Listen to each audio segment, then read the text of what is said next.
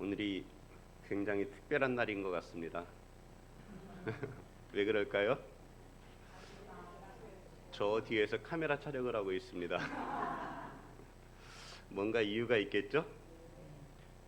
하나님께서 성전 건축하는 동안 우리를 저곳으로 또 이곳으로 인도하시고 이제 우리가 이곳에서 수요 예배, 마지막 예배를 이렇게 하나님께 올려드리게 됐습니다. 참 감사한 일이죠. 오늘도 성전 건축하는 현장에 갔다 왔는데 참 좋더라고요. 뭐 생각해 보면은 우리들이 아마도 이제 가시면은 또 나름의 부족하다 여겨지시는 것들도 분명히 있을 겁니다. 그렇지만은 그냥 감사하고 그것에서 지내면서 또 부족한 것은 또 채워나가고 또 변화를 주면서 가면 되지 않겠는가, 그런 마음이 들면서 그냥 그것에서 김대웅 장로님하고 이야기를 하면서도 참 감사하다고, 그냥 감사하면서 그러면서 지나가면 다 좋겠다고 이제 그런 말씀도 나눴었는데 참 좋더라고요. 모든 것이 하나하나 준비되어져 가고 또 막바지에 이를 수 있게 된 것이 얼마나 놀라운 하나님의 섭리였는지요. 그렇게 하나님의 섭리는 우리들이 잘 알지 못하는 중에도 하나하나 다 진행이 되어져 갑니다. 또 어제 이렇게 비가 또 많이 왔잖아요. 그러면서 비가 오는 것도 감사하다. 비가 좀 많이 오면 그러면은 건물 안에 어디 좀 물이 새는 곳이 있나 없나도 살펴볼 수 있고, 그래서 비 오는 것조차도 감사하다. 그래서 이제 저는 더 많이 와봤으면 좋겠다 그랬더니 장로님께서 얼마 전에 많이 왔다고 그런데 새는데 한 군데도 없다고 그러시더라고요. 그래서 감사하다. 정말 모든 것이 다 하나님께서 역사하셨구나, 그런 마음이 들었습니다. 그래서 오늘 이곳에서 수요 예배를 마지막 드리는데 참 감사하네요. 그러나 예배는 또다시 이어지겠죠? 네, 예배는 또다시 이어집니다. 오늘 우리가 사사기 말씀 21장을 보는데요. 오늘 말씀의 제목이 뭐예요? 열리는 사사시대예요. 보통 열리는 사사시대 그러면 1장에서 나와야 되는 제목이 아닐까요? 그죠? 1장에서 나와야 되는 제목이 아마 열리는 사사시대 이렇게 될 텐데, 전 21장에서 열리는 사사시대 이렇게 말씀의 제목을 붙였습니다. 그 이유가 무엇일까요? 오늘 말씀을 읽으면서 하나님께서 왜 사사시대를 여셨구나 하는 것을 오늘 말씀을 보면서 알게 되는 거예요. 지난번에 우리가 이 레위인의 이 사건을 말씀드리면서 이것은 사사시대의 초기에 있었던 일이다 말씀을 드렸잖아요. 그죠? 지난번에 그곳에 대제사장 누가 있었어요? 비느하스가 있었습니다. 비느하스. 가나안 정복 전쟁에 함께했던 비느하스. 여호수아와 함께 그 일을 행했던 비느하스가 살아있던 그때에 일어난 사건이 바로 이 베냐민 지파와 이스라엘 그 나머지 지파들과의 전쟁이었단 말이에요. 내전. 그러면서 이렇게 어떻게 보면 오늘 말씀을 통해서 사사시대는 이래서 열린 거야 라고 하나님께서 우리에게 말씀하시는 것 같은 거예요. 그러면서 우리가 이 21장의 말씀을 읽고 그리고 다시 사사기 1장으로 돌아가야 되겠구나 하는 마음이 들었습니다. 또 1장부터 다시 쭉 읽다 보면은 하나님께서 이래서 사사시대를 열었는데, 근데 사사시대가 끝나면서도 하나님께서는 다시 어떤 역사를 준비하시냐면 그들이 요구하는 대로 그래 왕을 줄게 라고 하는 시대가, 왕정시대가 사사시대를 마치면서 열리게 되는 것입니다. 그러나 우리가 사사시대를 통해서 결국 또다시 깨닫게 되는 것은 뭐냐면 왕정시대라고 해도 그래도 부족하다 하는 것을 백성들로 하여금 다시금 깨닫게 하시는 것이 사사시대와 왕정시대를 통해서 우리에게 하나님께서 알게 하시기를 원하고 계신다 하는 것을 보게 됩니다. 우리가 사사 시대에 이 사사기에서 마지막 사사가 누굽니까? 삼손이었잖아요, 그죠? 삼손은 날 때부터 택함 받은 나실인이었어요. 정말로 특별한 사람이잖아요, 그죠? 근데 그 특별한 사람이 어떻게 되는 거예요? 하나님의 뜻대로 움직여지지를 않는 겁니다. 야, 날 때부터 택함을 받고, 그리고 하나님께서 사자를 부모에게 몇 번씩이나 나타나게 하시면서 그들에게 이 아이를 어떻게 길러야 될 것에 대해서 하나님이 일러주셨지만, 그리고 그 부모들조차도 우리가 잘 기르겠습니다, 하나님 어떻게 길러야 됩니까? 좀 나타나셔서 다시금 알게 해주세요 그랬는데, 그러고서 길러낸 그 아들이 어떤 모습입니까? 어떤 모습이에요? 나실인의 삶과는 동떨어진 삶으로 나아가는 모습을 보게 되잖아요. 그리고 결국은 백성들 가운데에서 인정받지 못하고 홀로 마치 왕따처럼 혼자서 행동하고 있는 그러한 모습을 보게 되고, 결국 그 마음이 온전히 하나님과 교제하지 못하니 다른 것을 추구하게 되는데, 곧 여자에게 빠져서 결국은 자기의 지위를 모두 다 잃어버리는 그러한 모습을 보여주는 것이 나실인 삼손의 이야기 아닙니까? 그렇게 날 때부터 하나님 앞에 택함 받은 그 사사조차도 이렇게 된다고 하면, 누가 사람을 길러내서 정말로 하나님의 백성 이스라엘에게 평강의 시대가 오게 할 수 있을까? 그것에 대해서 의문이 들지 않으세요? 과연 누가 하나님의 뜻을 따라 이 세상 가운데에 하나님의 나라를 오게 할 것인가? 평화의 나라가 임하게 할 것인가? 결국 거기에 나아가게 되면 답이 없구나 하는 것을 깨닫게 되는 겁니다. 답이 없구나. 하나님이 하시지 않으면 그 누구도 이룰 수 없겠구나 하는 것을 비로소 사사시대의 마지막 삼손을 보면서 바라보게 되는 겁니다. 그래서 하나님 앞에 더 간절히 구하며 나아갈 수밖에 없게 만드는 것이 바로 이 사사시대의 이야기를 우리에게 들려주는 이유입니다. 그렇게 보니 사사기의 이 말씀이 얼마나 우리에게 은혜가 되는 말씀입니까? 그죠? 시대를 적나라하게 보여주면서 오늘도 그 시대와 변함이 없다는 것을 보여주시면서 결국 이 시대 가운데에서 어떻게 하나님의 나라를 누리며 살 것인가, 어떻게 하나님의 나라를 오게 할 것인가, 그것에 대한 답을 어떻게 찾아갈 것인가 하는 질문을 던지는 것이 사사기입니다. 그러면 오늘 말씀을 통해서 왜 사사시대가 열렸는가 하는 말씀을 드려야 되겠죠. 여기 우리가 읽은 말씀에 보면은 한 세 가지를 우리가 볼 수가 있습니다. 세 가지. 첫 번째는 뭐냐면 이스라엘 백성들의 맹세 남발이 여기에 나타나 있죠. 이스라엘 백성들이 맹세를 하고 있습니다.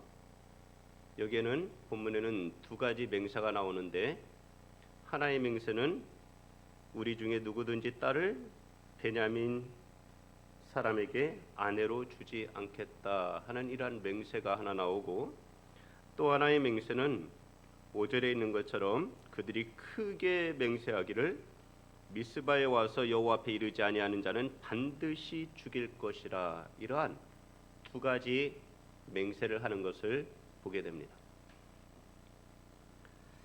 그리고 또한 우리가 본문에서 볼 수 있는 것은 무엇이냐면, 자신들의 잘못을 생각하지 않고 잘못을 마치 하나님 탓으로 돌리는 것 같은 그러한 표현들이 나와 있는 것을 보게 되죠. 3절에 있는 말씀, 이스라엘에 이르되 이스라엘의 하나님 여호와여, 어찌하여 이스라엘에 이런 일이 생겨서 오늘 이스라엘 중에 한 지파가 없어지게 하시나이까. 마치 이 사건이 누구에 의해서 지금 이렇게 전개된 것처럼 여겨져요. 하나님이 이렇게 만드신 것 같다, 이렇게 여기고 있는 거예요. 하나님이 만드신 거 아니냐, 이런 상황을. 또 하나는 15절에 나와 있죠. 이는 여호와께서 이스라엘 지파들 중에 한 지파가 빠지게 하셨음이었더라. 이렇게 생각하는 것이 누구의 생각이에요? 이 백성들의 생각입니다.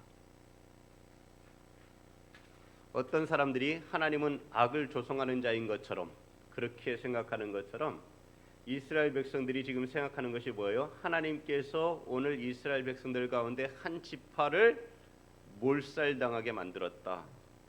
이런 얘기를 하고 있는 겁니다. 하나님이 그러셨나요?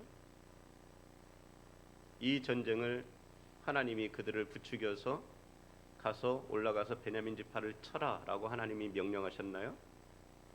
전혀 그러한 것이, 우리가 지난번 말씀을 보았을 때 그러한 것이 나타나지 않았습니다. 사람의 사체 조각을 받아든 이스라엘 백성들이 스스로 그 끔찍한 일을 보고는, 그리고는 너무나 당황스러워서 어떻게 이런 일이 일어날 수가 있을까? 애굽에서 나온 이래로 지금까지 몇백 년 동안 이러한 일이, 몇백 년은 안 됐군요. 나온 이래로 100년이 되는 그러한 시간 안에 이러한 일을 본 적이 없는 거예요. 그러니 이 문제를 어떻게 하든 처리해야 되겠다는 그들의 그러한 마음이 일어나서 그들은 다 미스바에 모이게 되고, 그리고 그곳에서 베냐민을 차단하기로 결정했던 거 아닙니까? 그런데 또 하나 우리가 이곳에서 볼 수 있는 세 번째는 무엇이냐면, 이 지금 이스라엘 백성들이 베냐민 지파가 거의 다 죽고 600명 정도가 남아 있어요, 그죠? 그런데도 불구하고 그런 비참한 상황을 맞았으면서도 또 다시 같은 상황을 만들려고 하고 있다는 것이죠. 그것이 무엇입니까? 10절에 있는 것처럼 회중이 큰 용사 12,000명을 길르앗 야베스로 보내며 그들에게 명령하여 이르되 가서 야베스 길르앗 주민과 부녀와 어린아이를 칼날로 치라. 이런 명령을 하고 있는 거예요. 여러분, 길르앗 야베스의 주민이 어느 지파의 사람일까요? 그들이 이방인일까요? 그들은 이방인이 아닙니다. 모세가 므낫세 지파에게 길르앗이라고 하는 땅을 주었지만은, 그러나 오늘 여기에 말씀에 나오는 이 야베스 길르앗은 므낫세 지파의 땅이 아니라 갓 지파의 땅입니다. 요단 동편에, 요단강 가까이에 있는 그러한 이 길르앗 야베스는 갓 지파의 땅이에요. 갓 지파는 이스라엘의 12지파 중에 한 지파입니다. 그런데 지금 이들은 그 사정을, 어떤 사정인지 전혀 알아보지도 않고, 그리고 이들이 결정한 것이 뭐예요? 큰 용사 12,000명을 보내면서 그곳에 있는 모든 사람을 다 죽이라고 말하고 있는 것입니다. 길르앗 주민과 부녀와 어린아이를 칼날로 치라.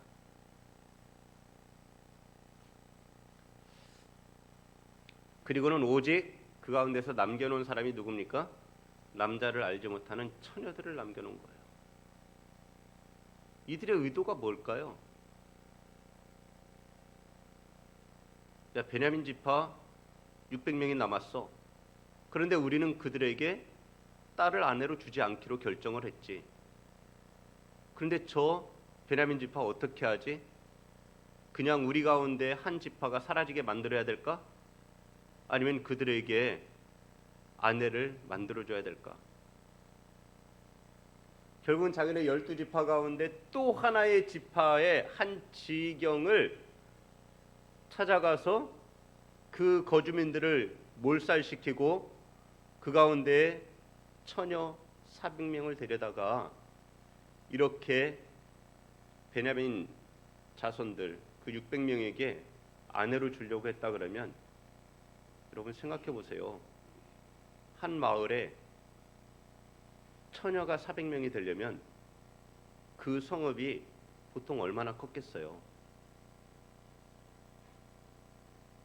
그 가운데 전혀 알지 못하는 어린아이들까지 뭐 한 거예요? 다 죽인 겁니다. 지금 이스라엘 백성들이 우리가 말씀을 보면은 여기에서 오해할 수 있는 부분들이 있는데 그게 뭐냐면은 6절 같은 경우에 이스라엘 자손이 그들의 형제 베냐민을 위하여 뉘우쳐, 또 15절에도 백성들이 베냐민을 위하여 뉘우쳤으니, 이렇게 뉘우쳤다 그러니까 우리가 회개했다 이렇게 생각하기 쉬운데 이 표현들은 전혀 회개했다는 표현이 아닙니다. 이것이 어떤 표현이냐면 그냥 측은히 여겼다, 마음이 언짢았다, 보니까 딱하다, 참 마음이 안 됐다, 이러한 정도인 거예요. 전혀 자기들의 허물, 자기들의 죄악을 하나님 앞에 이들은 드러내지 않고 있습니다. 또 우리가 이곳에서 오해할 수 있는 것들이 뭐냐면 4절 말씀 같은 경우에 이튿날에 백성이 일찍 일어나 거기에 한 제단을 쌓고 번제와 화목제를 드렸더라. 여러분, 이 말씀을 보면은 이 백성들이 하나님 앞에서 참 경건하구나 하는 생각을 하기가 쉽죠. 그런데 번제와 화목제를 드린 이들이 그 다음에 한 행동이 무엇이에요? 길르앗 야베스 거민들을 진멸해 버린 겁니다.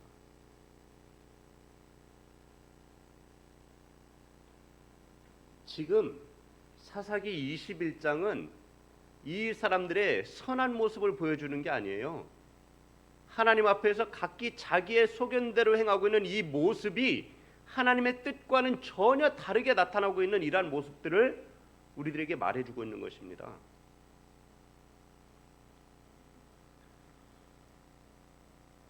우리들은 성경 말씀을 읽으면서 성경에 맹세 또는 서원이라는 단어가 나오는 것을 보았을 겁니다.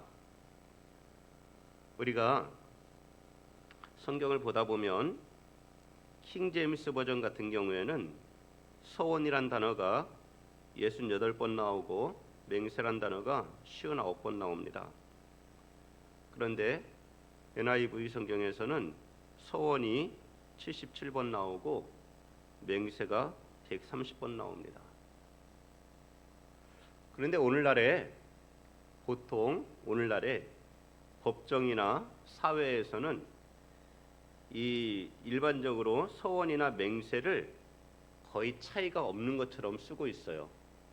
그러다 보니까 우리들도 서원과 맹세를 비슷하게 생각하고 그것에 대해서 차이를 두지 않는 경향이 있지만은 성경에서 보면 서원과 맹세에 분명한 차이가 있습니다. 서원은 말하자면 약간 조건적이에요. 조건적. 하나님께서 나에게 이렇게 해주시면 제가 이렇게 하겠습니다라고 하는 뭔가 이 조건이 있는 것이죠. 그래서 이 조건이 한쪽에서 이루어졌을 때는 반대쪽에서 반드시 그것에 대해서 서원한 것을 이행해야 되는 것이죠. 그래서 우리가 성경을 읽다 보면은 성경에 그러한 표현들이 나오고 있습니다. 민수기 30장에는 사람이 여호와께 서원하였거나 결심하고 서약하였으면 깨뜨리지 말고 그가 입으로 말한 대로 다 이행할 것이니라 이렇게 말씀하고 있고, 신명기 23장에서는 내 하나님 여호와께 서원하거든 갚기를 더디하지 말라. 내 하나님 여호와께서 반드시 그것을 내게 요구하시리니 더디면 그것이 내게 죄가 될 것이라. 이런 말씀이 있는 거예요. 그러니까 서원하는 것은 나에게 손해가 되더라도 어떻게 해야 돼요? 그것을 이행해야 되는 것이죠. 그래서 우리가 신앙생활하면서 이 많은 문제들이 있지만은 그 가운데에 이 큰 하나의 문제가 뭐냐면 바로 서원하는 문제죠. 서원하는 거. 서원에 대한 것이 우리가 신앙생활하는데 커다란 하나의 문제가 됩니다.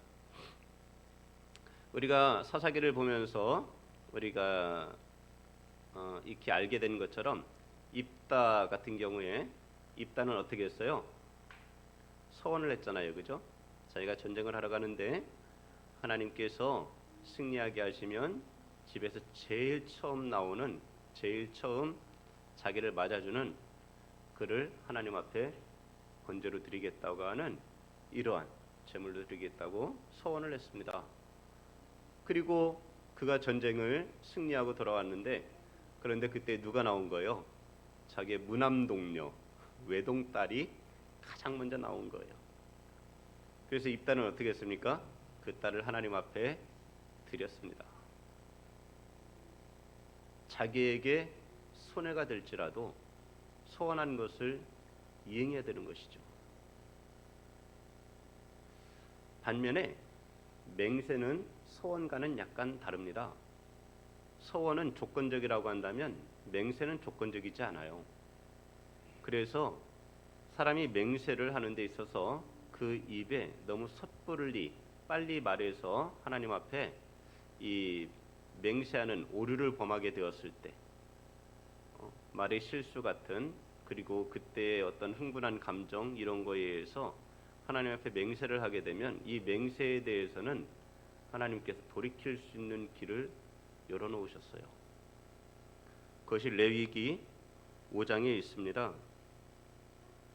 만일 누구든지 입술로 맹세하여 악한 일이든지 선한 일이든지 하리라고 함부로 말하면 그 사람이 함부로 말하여 맹세한 것이 무엇이든지 그가 깨닫지 못하다가 그것을 깨닫게 되었을 때에는 그 중 하나에 그에게 허물이 있을 것이니 이 중 하나에 허물이 있을 때는 아무 일에 잘못하였노라 자복하고 그 잘못으로 말미암아 여호와께 속죄제를 드리되 양떼의 암컷 어린 양이나 염소를 끌어다가 속죄제를 드릴 것이요 제사장은 그의 허물을 위하여 속죄할지니라. 이러한 말씀으로 이 잘못된 맹세에 대해서 하나님께서 그것을 철회할 수 있는 그러한 길을 열어놓으셨어요. 그러니까 뭐냐면 서원에는 우리가 알듯이 하나님의 은혜가 반드시 나타나게 되는 것이죠. 그리고 그것에 대해서 하나님의 은혜를 받은 그 사람은 마땅히 은혜에 합당한 삶으로 하나님 앞에 보답해야 되는 것이 맞는 거예요. 그러나 그러한 것이 아닌 맹세일 경우에는 처리할 수가 있는 겁니다. 근데 이스라엘 백성들은 이 본문에서 그들이 맹세를 했잖아요. 그죠? 맹세한 것이 뭐예요? 우리의 딸들을 그들에게 아내로 주지 않겠다. 맹세를 했습니다. 그리고 또 하나는 뭐예요? 그들이 오늘 이 미스바에 오지 아니한 자는 반드시 죽일 것이다. 그들이 크게 맹세했습니다. 이들이 하나님의 뜻을 알았다면 이러한 맹세를 가지고서 큰 문제, 더 큰 문제를 야기하지 않을 수가 있었을 거예요. 그래서 맹세에는 맹세에는 좀 그런 약점이 있죠. 맹세. 보통 사람들이 맹세하는 것은 자신을 크게 돋보이기 위해서 하는 경우가 많죠. 그죠? 자신을 드러내기 위해서 돋보이게 하려고. 오늘 말씀에도 보면 큰 소리로 그들이 울고 일찍이 일어나고 제단을 쌓고 막 이러한 일들, 자신들을 무엇인가 드러내고 싶어하는 이러한 모습들이 없지 않아 있습니다. 그리고 이 맹세의 약점 두 번째는 뭐가 있냐면 서원한 것보다 맹세한 것을 더 힘써 지키려고 한다는 것이죠. 왜냐하면 자신을 드러내려고 하는 것이니까. 그러니까 실은 잘못된 맹세는 빨리 하나님 앞에서 철회하면 되는데도 불구하고 이미 맹세를 했기 때문에 그것을 굳이 잘못된 것임에도 불구하고 그것을 이루어내려고 힘쓰게 되는 이러한 맹세의 약점이 있는 거예요. 세 번째는 군중 심리에 휩쓸릴 수가 있습니다. 집단적인 맹세를 하게 되면 그러면 거기에서 빠져나오기가 더 어려운 거예요. 근데 오늘 이스라엘 백성들이 지금 그런 상황에 놓여버린 것이죠. 그러니까 어떻게 맹세를 철회할 수도 없는 거예요. 집단에 있어서. 그러니 거기에 꼼짝없이 맹세라고 하는 이 덫에 이들이 스스로가 걸려서 그래서 어떻게 하지를 못하고 자기들의 딸들을 베냐민 지파에게 아내로 줄 수가 없으니 오히려 그들이 생각한 것은 미스바에 오지 않은 자는 다 죽이겠다고서는 그러면 다 죽여야 되잖아요. 근데 그 가운데에 결혼하지 아니한 남자를 알지 않는 처녀들 400명은 살려둔 거 아닙니까? 이게 맞아요? 맞나요? 다 죽여야죠. 다 죽이려고 했으면. 그러나 그러지 않는 겁니다. 무엇입니까? 자기들 생각에 옳은 대로 하는 거예요. 하나님의 말씀을 빙자해서 그래서 자기들이 하고 싶은 대로 하고 있는 이러한 이스라엘 백성들의 모습이 이 21장에 그냥 적나라하게 보여지고 있는 것이죠. 그러니까 예수님께서 맹세에 대해서 마태복음 5장에서 교훈하실 때 뭐라고 하십니까? 맹세하지 말라고 말씀하시잖아요. 너희가 도무지 맹세하지 말라. 그런데 예수님께서 맹세하지 말라고 이렇게 말씀하신 것은 무엇이냐면 전혀 맹세를 하지 말라는 것이 아니죠. 맹세를 해야 될 때도 있습니다. 그러나 지금 예수님께서 이 꾸짖고 계시는 이들의 맹세에 대한 것은 뭐냐면 습관적으로 해온 그러한 맹세죠. 유대인들이 범해온 그러한 습관적인 진실하지 않은 위선적이고 형식적인 맹세를 예수님께서 단호하게 거부하신 것이죠. 그러니까 그러한 맹세는 하지 말라는 겁니다. 그래서 예수님 뭐라고 하세요? 하늘로도 하지 말아라. 하늘로 하지 말아라. 하늘은 하나님의 보좌다. 땅으로도 하지 말아라. 땅은 뭐예요? 하나님의 발등상이다. 또 뭐라 합니까? 성전로도 하지 말라. 그리고는 뭐라 해요? 너희의 머리털 가지고도 하지 말라. 왜 그렇습니까? 우리들은 하나님께서 이 모든 것 가운데 계시고 모든 것을 다스리고 계시고 심지어 사람 한 사람 한 사람에 대해서까지 하나님께서 다 주관하고 계시는데 너희들은 머리털 하나도 희고 검게 할 수 없으면서 왜 너희가 그러한 것으로 맹세를 하냐는 것이죠. 그러니까 이런 얘기는 뭐예요? 당시에 유대인들이 하는 것이 내가 하늘을 두고 맹세하는데 내가 땅을 두고 맹세하는데 내가 예루살렘 성전을 두고 맹세하는데 내가 내 머리를 걸고 맹세하는데 그러나 뭐예요?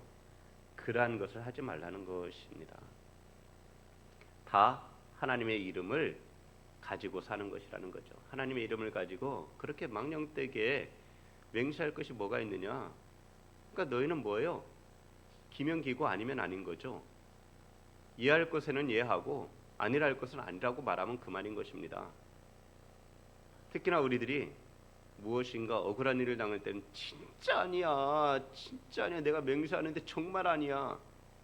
굳이 그럴 이유까지 있을까요?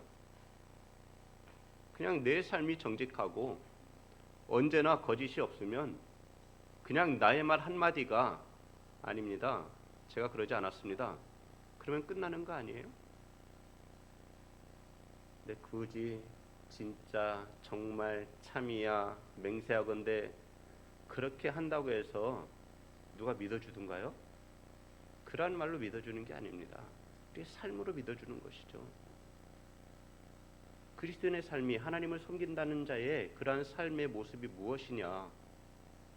하나님을 경외하고 하나님의 말씀을 진실로 오늘 나에게 주시는 하나님의 말씀으로 받고 그 말씀을 받은 그대로 순종하며 살아가면 그러면 그걸로 족한 거 아닙니까?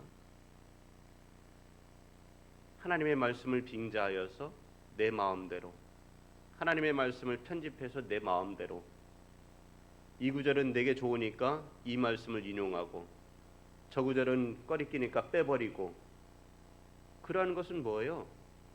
마치 소원해야 될 것을, 소원을 갚아야 될 것을 하지 않고 내가 맹세했으니까 맹세는 지키겠다는 거하고 똑같은 거 아닙니까? 오늘 이스라엘 백성들이 이러한 모습으로 살고 있는 것을 보게 되는 것이죠. 그러니 하나님께서 이렇게 자기들 소견대로 행하고 있는 이들 가운데에서 하나님께서 사사를 세우시는 겁니다. 이 시대에 사사가 없잖아요. 지금 이스라엘 백성들이 모였는데 사사가 있어요, 없어요? 사사가 등장하지 않습니다. 사사가 없어요. 그래서 하나님께서 사사를 세우시는 겁니다. 하나님께서 세운 사사 온니엘, 에훗, 삼갈, 드보라, 기드온, 이러한 사사들이 있었어요. 그들은 하나님의 기쁘신 뜻을 따라서 그들은 사사의 사명을 완수했습니다. 그리고 그 땅에 평화를 가져왔어요. 어떤 사람은 40년, 어떤 사람은 80년 이렇게 그들은 그 땅의 평화를 가져왔습니다. 그러나 기드온의 아들 아비멜렉 이후로 이 사사들은 자기들의 힘을 의지하여 스스로 사사가 되기도 하고 또한 자기의 거주지를 넘어서서 다른 지방에 가서 그 힘으로 사사가 되기도 하고 그 사사의 지위를 자식들에게 넘겨주기도 하고 그러면서 하나님이 원하시는 사사의 모습이 아닌 자기들 스스로 나도 사사가 될 거야. 나도 사사로서 감당할 거야. 그러고는 여러 가지 모습들로 그들이 사사 노릇을 했지만 그러나 그 땅에 평화가 왔다고 말하지는 않습니다. 그리고 결국은 그 사사들의 모습은 이 세상의 왕정시대의 그 왕들의 모습과 똑같은 것이죠. 자기의 힘을 의지하고 자기의 자식들을 의지하고 그리고 자기의 재물을 의지하고 그렇게 자기의 이 땅에 주어진 것들을 가지고서 그 백성들을 통치하려고 하지만 그리고 세습하며 대를 이어서 하려고 하지만은 그러나 어떻게 돼요? 다 무너지는 것입니다. 그렇게 우리가 이 21장을 통해서 다시 한번 사사기의 말씀을 한번 읽어보시기를 부탁을 드립니다. 그러면 하나님께서 21장을 통해서 사사기를 다시금 보게 하시는구나 하는 것을 알게 될 겁니다. 그리고 그러한 가운데도 하나님께서는 이 자기 소견에 옳은 대로 행하는 이들을 위해서 하나님께서 사사들을 세우시고 그 백성들을 돌보시며 그 땅에 평화를 주시고 그들을 구원하시는 하나님의 놀라운 섭리를 보게 될 줄 믿습니다. 사사기를 통해서 우리들이 오늘 어떻게 살아야 될지 내 마음대로 내 소견대로 옳은 대로 살아야 될지 아니면 하나님의 말씀을 더 연구하고 하나님의 마음을 발견하고 하나님의 뜻을 찾으며 하나님이 깊으신 뜻대로 살아야 될지 여러분들께서 바른 선택을 할 수 있는 그리고 믿음대로 살아갈 수 있는 그러한 성도들이 되기를 예수님의 이름으로 부탁의 말씀을 드립니다.